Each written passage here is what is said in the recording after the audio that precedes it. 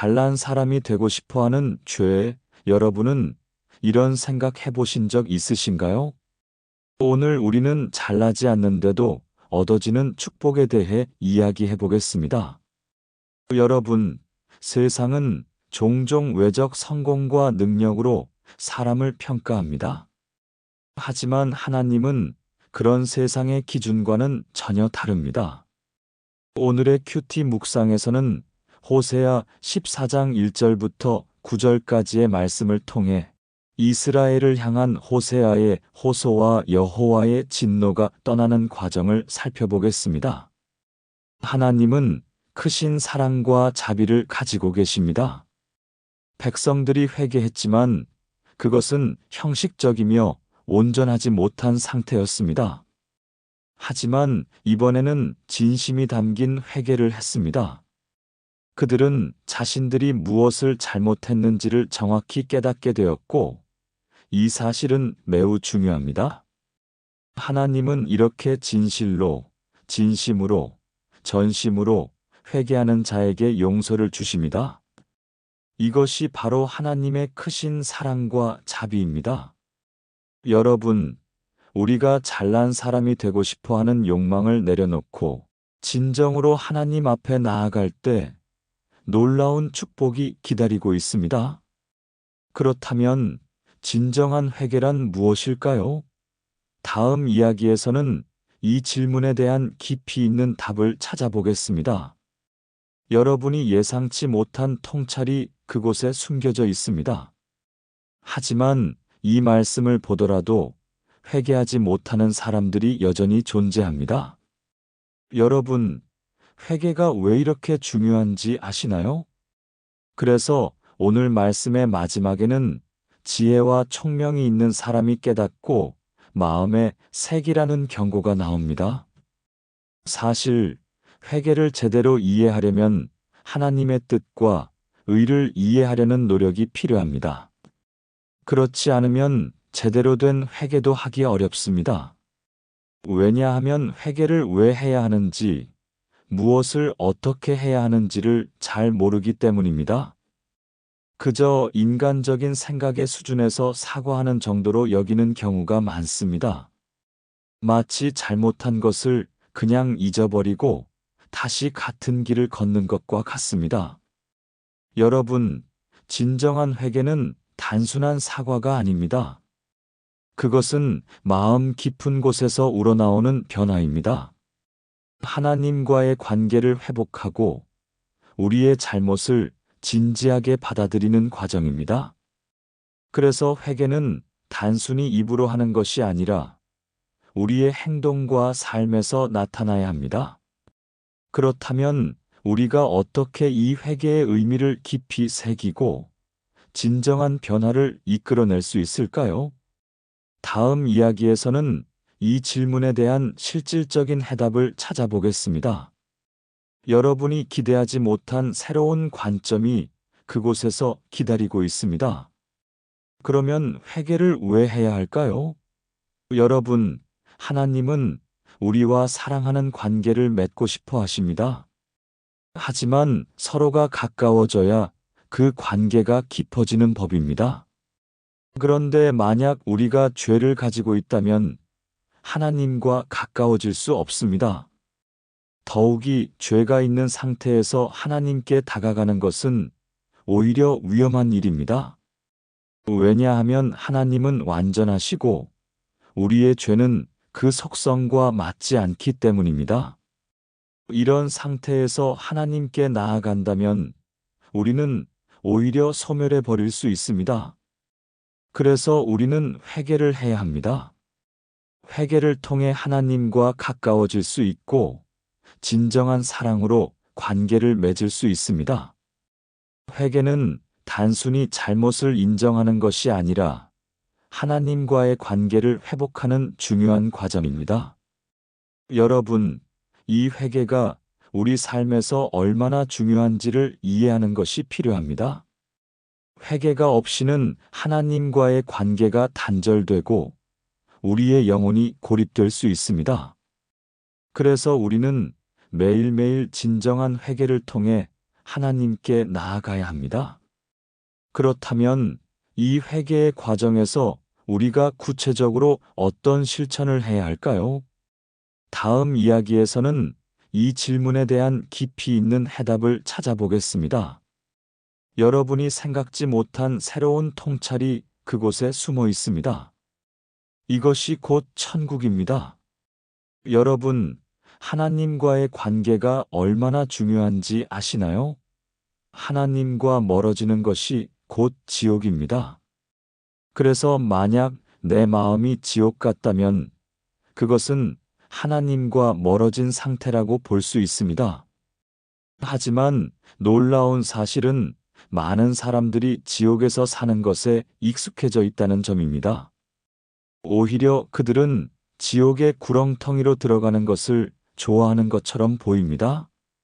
왜냐하면 하나님 말씀보다 부와 명예, 성공을 더 따르기 때문입니다. 이런 현상은 우리 주변에서 쉽게 볼 수 있습니다. 사람들은 물질적인 것에 집착하고 그로 인해 영혼이 병들어가는 것을 인식하지 못합니다. 마치 황금빛 포로가 그 안에 갇혀 있는 것처럼 그들은 스스로를 가두고 있는 것입니다. 하나님과의 관계가 끊어진 순간 우리는 진정한 행복을 잃어버립니다. 이런 지옥 같은 삶에서 벗어나기 위해서는 어떻게 해야 할까요? 우리는 하나님과의 관계를 회복해야 합니다. 하나님께 가까이 나아가고 그분의 사랑을 경험할 때 우리는 진정한 천국을 맛볼 수 있습니다. 그렇다면 이 회복의 과정에서 우리가 구체적으로 어떤 행동을 취해야 할까요? 다음 이야기에서는 이 질문에 대한 깊이 있는 해답을 찾아보겠습니다. 여러분이 상상하지 못한 새로운 통찰이 그곳에서 기다리고 있습니다. 정말로 지혜와 총명이 있는 자라면 하나님 말씀을 깊이 연구하고 따를 수 있습니다. 여러분, 우리가 세상을 바라보면 많은 사람들이 원하는 것을 쫓고 있지만 결국 그것을 얻지 못하는 경우가 많습니다. 그들은 행복, 기쁨, 평안 등을 원하면서도 부와 명예, 성공을 얻으려고 합니다.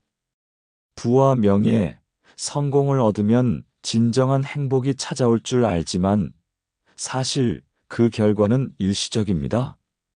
잠시의 기쁨 뒤에는 다시 새로운 갈등과 고민, 문제의 연속이 기다리고 있습니다.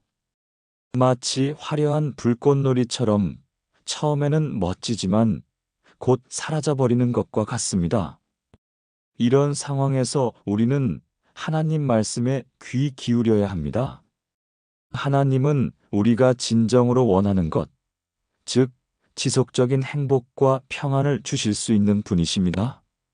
우리가 하나님과의 관계를 회복하고 그분의 뜻을 따를 때 진정한 만족과 기쁨을 경험할 수 있습니다.